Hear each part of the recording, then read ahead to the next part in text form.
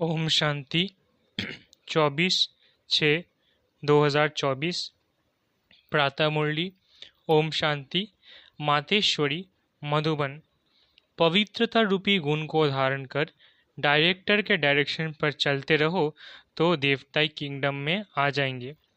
पवित्रता रूपी गुण को धारण कर डायरेक्टर के डायरेक्शंस पर चलते रहो तो देवताई किंगडम में आ जाएंगे।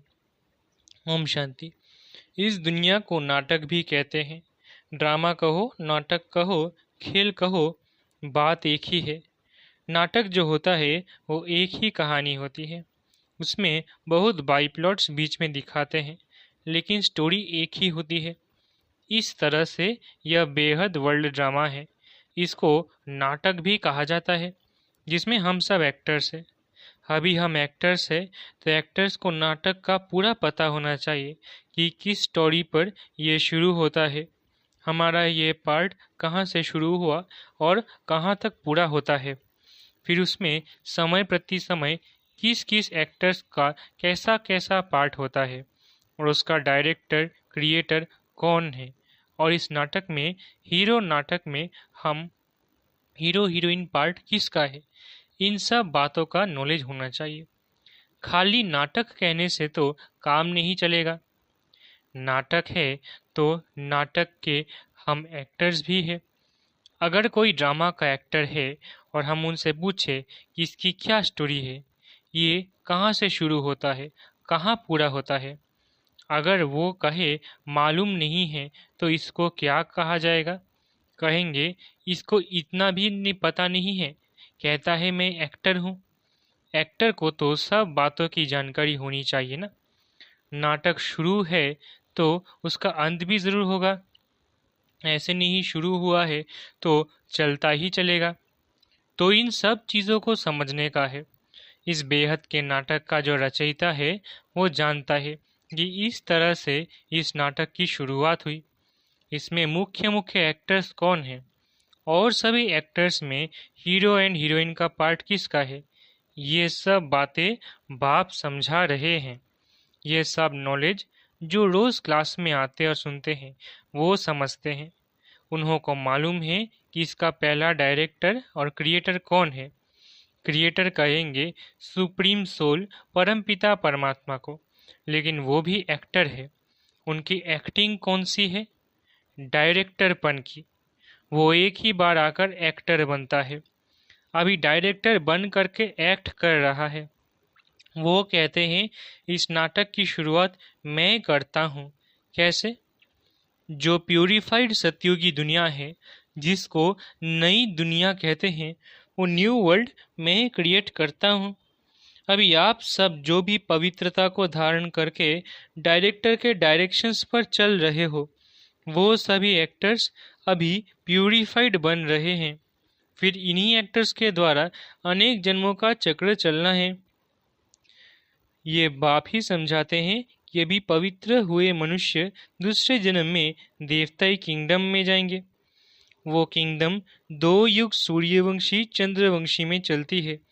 फिर वो सूर्यवंशी चंद्रवंशी एक्टर्स का पार्ट जब पूरा होता है तब फिर थोड़ा नीचे गिरते हैं अथवा वाम मार्ग में आते हैं। फिर दूसरे धर्मों का टर्न आता है। इब्राहिम, बुद्ध, फिर क्रिश्चियन, ये सभी धर्म स्थापक नंबरवार आ करके अपना अपना धर्म स्थापन करते हैं। तो देखो नाटक की स्टोरी कहाँ से शुरू हुई, कहाँ पूरी होती है, उसके बीच में ये दूसरे दूसरे बाइप्लॉट्स कैसे चलते हैं, ये सभी वृत्तांत बैठ करके समझाते हैं। अभी ये नाटक पूरा होने पर है। वो नाटक तो 3 घंटे में पूरा होता है। इसको 5000 वर्ष लगता है। बाकी उसमें थोड़े वर्ष है, बस अभी उसकी तैयारी है। अभी ये नाटक पूरा हो करके फिर रिपीट होगा। तो ये सारा वृत्तांत बुद्धि में होना चाहिए। इसी को ज्ञान कहा जाता है। अभी देखो बाप आ करके नया भारत नई दुनिया बना रहे हैं। भारत जब नया था तो इतनी बड़ी दुनिया नहीं थी। आज पुराना भारत है तो दुनिया भी पुरानी है। बाप आ करके भारत जो अविनाशी खंड है, प्राचीन अपना देश है, अभी देश कहते हैं क्योंकि दूसरे देशों में ये भी एक टुकड़ा हो गया है, परंतु वास्तव में सारी पृथ्वी पर एक भारत का राज्य था, जिसको कहा जाता था प्राचीन भारत। उस समय का भारत गाया हुआ है, सोने की चिड़िया। सारी पृथ्वी पर केवल भारत का ही कंट्रोल था। एक राज्य था, एक धर्म था। उस टाइम पर सुख था, अभी कहाँ है। इसलिए बाप कहते हैं इसका डिस्ट्रक्शन करके फिर एक राज्य, एक धर्म और प्राचीन वही नया भारत, नई दुनिया बनाता हूँ। समझा? उस दुनिया में कोई दुख नहीं, कोई रोग नहीं, कभी कोई अकाली मृत्यु नहीं। तो ऐसी लाइफ पाने के लिए पुरुषार्थ करो। मुफ्त में थोड़े ही मिलेगा, कुछ तो मेहनत करनी पड़ेगी। बीज बोएंगे तो पाएंगे, बोएंगे नहीं तो पाएंगे कैसे? तो ये कर्म क्षेत्र है। इस क्षेत्र में कर्मों से बोना है। जो कर्म हम बोते हैं वो फल पाते हैं। बाप कर्मों का बीज बोने का सिखला रहे हैं। जैसे खेती करना सिखलाते हैं ना, कैसे बीज डालो, कैसे उसकी संभाल करो, उसकी भी ट्रेनिंग देते हैं। तो बाप आ करके हमारे को कर्म के खेत के लिए कर्मों को कैसे बोए उसकी ट्रेनिंग दे रहे हैं कि अपने कर्मों को ऊंच बनाओ, अच्छे बीज डालो तो फल अच्छा मिलेगा। जब कर्म अच्छा होगा फिर जो बोएंगे उसका फल अच्छा मिलेगा। अगर कर्म रूपी बीज में ताकत नहीं होगा, कर्म बुरे बोएंगे तो फल क्या मिलेगा? ये जो खा रहे हो फिर रो रहे हो, जो खाते हो उसमें ही रो रहे हो, दुख और अशांति है। कुछ न कुछ रोग आदि खिटखिट होती ही रहती है। सब बातें मनुष्य को दुखी करती है ना। इसलिए बाप कहते हैं अभी तुम्हारे कर्म को मैं ऊंची क्वालिटी का बनाता हूँ। जैसे बीज भी उसी क्वालिटी का होगा तो उस क्वालिटी को बोएंगे तो उसका फल अच्छा निकलता है। अगर बीज अच्छी क्वालिटी का नहीं होगा तो फिर अच्छी क्वालिटी का फल नहीं मिलेगा। हमारे कर्म की भी अच्छे क्वालिटी चाहिए ना। तो अभी बाप हमारे कर्म रूपी बीज को अच्छी क्वालिटी वाला बनाते हैं। तो वो श्रेष्ठ क्वालिटी का बीज अगर बोएंगे तो श्रेष्ठ फल मिलेगा। तो अपने कर्मों का जो बीज है वो अच्छा बनाओ और फिर अच्छा बोना सीखो। तो ये सभी चीज़ों को समझ करके अभी अपना पुरुषार्थ करो। अच्छा, अभी 2 मिनट साइलेंस। साइलेंस का मतलब I am soul. First silence पीछे टॉकी में आते हैं। अब बाप कहते हैं फिर चलो साइलेंस वर्ल्ड। तो साइलेंस, शांति अपना स्वधर्म है। उस साइलेंस में चलने के लिए कहते हैं इस देह का और देह सहित देह के संबंधों की अभी अटैचमेंट छोड़ो, उससे डिटैच हो जाओ। सन ऑफ सुप्रीम सोल, अब मुझे याद करो और मेरे धाम में आ जाओ। तो अभी चलने का ध्यान रखो, अभी आने का नहीं ख्याल करो। अंत मति सो गति, अभी कोई में भी अटैचमेंट नहीं। अभी तो शरीर की भी अटैचमेंट छोड़ दो। समझा? ऐसी अपनी धारणा बनाने की है। अच्छा, अब बैठो साइलेंस में। चलते फिरते भी साइलेंस, बोलते भी साइलेंस। बोलते कैसे साइलेंस होती है मालूम है? बोलते समय हमारा बुद्धि योग अपने उसी I am soul, first pure soul अथवा साइलेंट सोल, ये याद रखना। बोलते समय हमारे में यह नॉलेज होना चाहिए कि आई एम सोल्स, इस आई एम सोल इस ऑर्गन्स से बोलते हैं। तो ये अपनी प्रैक्टिस होनी चाहिए। जैसे हम इसका आधार लेकर के बोलते हैं, चलो अभी आँखों का आधार लेते हैं, देखते हैं। जिसकी ज़रूरत है उसका आधार ले करके काम करो। ऐसे आधार लेकर काम करेंगे तो बहुत खुशी रहेगी, फिर कोई बुरा काम भी नहीं होगा। अच्छा, ऐसे बाप दादा और माँ के मीठे मीठे बहुत अच्छे सदा साइलेंस की अनुभूति करने वाले बच्चों के प्रति याद प्यारो गुड मॉर्निंग। अच्छा, हम रूहानी बच्चों की रूहानी माता पिता बाप दादा और माँ को याद प्यार गुड मॉर्निंग और नमस्ते नमस्ते नमस्ते। संदेशी के तन द्वारा अलमाइटी पिता के उच्चारित महावाक्य मातेश्वरी जी के प्रति। हे शिरोमणि राधे बेटी, तुम निष्दिन मेरे सम दिव्य कार्य में तत्पर हो, अर्थात वैष्णव शुद्ध स्वरूप हो, शुद्ध सेवा करती हो, इसलिए साक्षात मेरा स्वरूप हो। जो बच्चे अपने पिता के फुटस्टेप नहीं लेते, उन्हों से मैं बिल्कुल दूर हूँ, क्योंकि बच्चा तो फिर पिता के समान अवश्य चाहिए। ये कायदा अभी स्थापन होता है जो सत्युग त्रेता तक चलता है। वहाँ जैसा बाप वैसा बेटा, परंतु द्वापर कलयुग में जैसा बाप वैसे बेटे नहीं होते।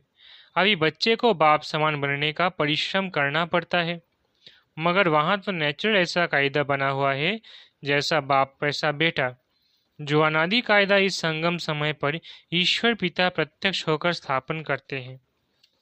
मधुर माली की मधुर मीठी दिव्य पुरुषार्थी बेटी, अब तुझे बहुत रमणीक स्वीटनेस बनना और बनाना है। अभी वर्ल्ड सॉवरेनिटी की चाबी सेकंड में प्राप्त करना और कराना तुम्हारे हाथ में है। देखो, ऑलमाइटी जो हर एक जीव प्राणी का मालिक है, वो जब प्रैक्टिकल में इस कर्म क्षेत्र पर आया है, तब सारी सृष्टि हैप्पी हाउस बन जाती है। इस समय वही जीव प्राणियों का मालिक अव्यक्त रीति से सृष्टि को चला रहा है, लेकिन जब वो प्रत्यक्ष रूप में देहधारी बन मालिकपन से कर्म क्षेत्र पर आता है, तब सत्युग त्रेता के समय सभी जीव प्राणी सुखी बन जाते हैं। वहाँ सच की दरबार खुली रहती है। जिसने ईश्वरीय सुख प्राप्त करने अर्थ पुरुषार्थ किया है, उन्हों को वहाँ के लिए सुख प्राप्त हो जाता है। इस समय सभी जीव प्राणियों को सुख का दान नहीं मिलता है, पुरुषार्थ ही प्रारब्ध को खींचता है। जिन्हों का ईश्वर से योग है, उन्हों को ईश्वर द्वारा संपूर्ण सुख का दान मिल जाता है। ओहो, तुम वही शक्ति हो जो अपनी ईश्वरीय ताकत का रंग दिखलाए इस आसुरी दुनिया का विनाश कर दैवी दुनिया की स्थापना कर रही हो। फिर पीछे सभी शक्तियों की महिमा निकलती है। अभी वो ताकत तुम्हारे में भर रही है।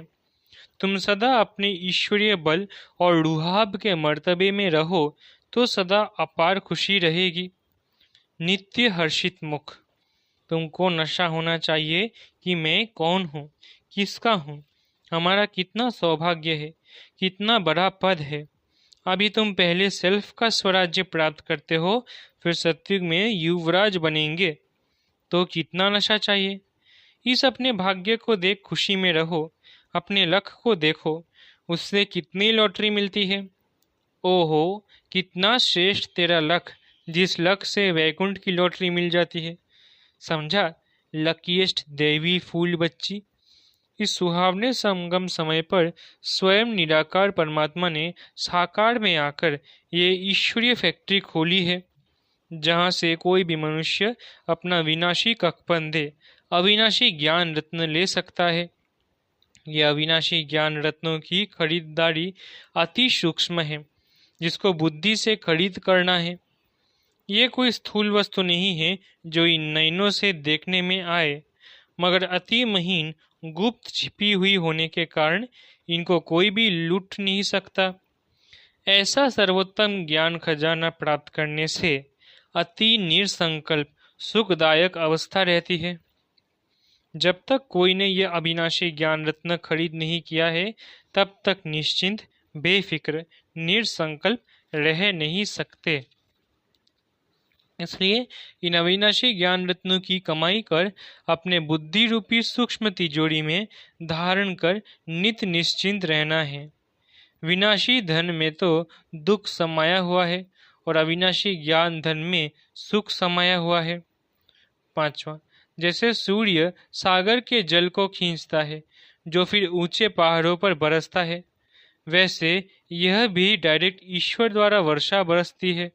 कहते हैं शिव की जटाओं से गंगा निकलती है।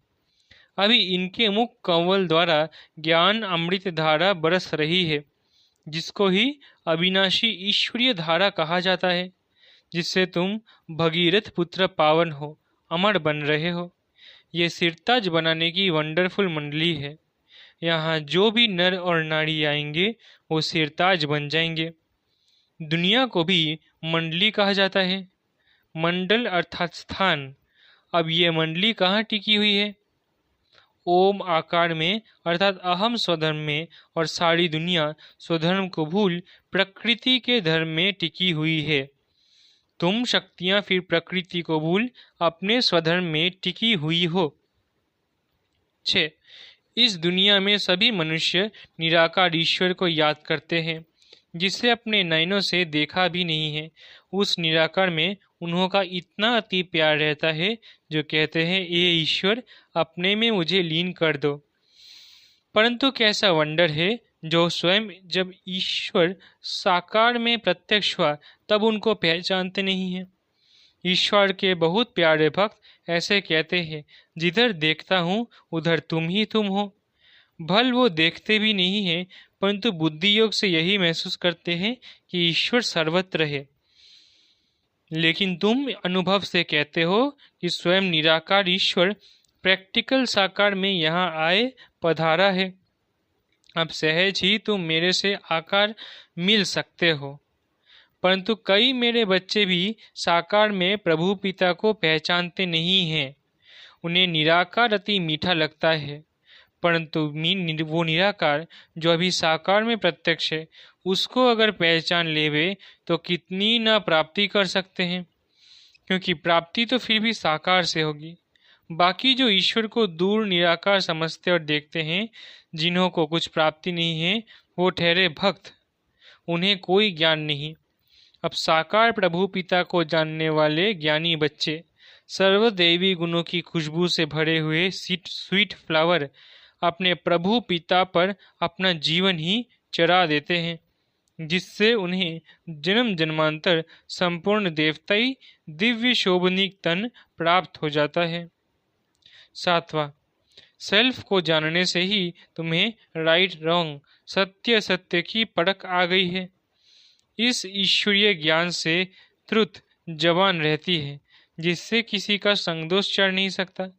संगदोष की छाया उसके ऊपर पड़ती है जो खुद अज्ञानवश है। इस समय त्रुत जमाना है ही नहीं, इसलिए किसी की जबान पर भरोसा न रख उन्हों से लिखत लिखवाते हैं। मनुष्यों का बोल अनत्रुत निकलता है। अगर त्रुत होता तो उसके महावाक्य पूजे जाते। जैसे देखो, डिवाइन फादर के त्रुत महावाक्यों के शास्त्र बने हुए हैं, जिन्हों का गायन और पूजन चलता है। उनके त्रुत सत्य महावाक्यों की धारणा करने से ईश्वरीय क्वालिटी आ जाती है। न सिर्फ इतना, मगर कोई तो पढ़ते पढ़ते श्री कृष्ण का ब्रह्मा का साक्षात्कार भी पा लेते हैं। ओहो होली हृदय कमल, होली हस्त कमल, होली नयन कमल बेटी राधे, तेरी साड़ी काया पलट कमल फूल सम कोमल कंचन बन गई है। परंतु जब सोल कंचन बनती है तब सारा तन कंचन प्योर बन जाता है। जिस होली कमल तन में ही अति कशिश भरी हुई है।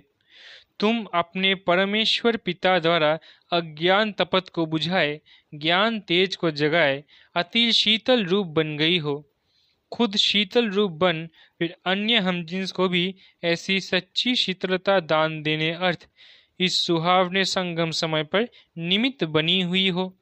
तुम्हारे जड़ चित्रों द्वारा भी सारी दुनिया को शीतलता और शांति का दान मिलता रहता है। अभी तुम सारी सृष्टि को सैल्वेशन में लाए, अंत में अपना दिव्य तेज दिखाए, न्यू वैकुंठ गोल्डन गुलशन में जाकर विश्राम करेंगी। अच्छा, वरदान। बाबा शब्द की चाबी से सर्व खजाने प्राप्त करने वाली भाग्यवान आत्मा भव। बाबा शब्द की चाबी से सर्व खजाने प्राप्त करने वाली भाग्यवान आत्मा भव। चाहे और कुछ भी ज्ञान के विस्तार को जान नहीं सकते व सुना नहीं सकते, लेकिन एक शब्द बाबा दिल से माना और दिल से औरों को सुनाया तो विशेष आत्मा बन गए। दुनिया के आगे महान आत्मा के स्वरूप में गायन योग्य बन गए, क्योंकि एक बाबा शब्द सर्व खजानों की व भाग्य की चाबी है। चाबी लगाने की विधि है दिल से जानना और मानना। दिल से कहो बाबा तो खजाने सदा हाजिर है। स्लोगन। बाप दादा से स्नेह है तो स्नेह में पुराने जहान को कुर्बान कर दो। स्लोगन, बाप दादा से स्नेह है तो स्नेह में पुराने जहां को कुर्बान कर दो। अच्छा, ओम शांति। शुक्रिया बाबा।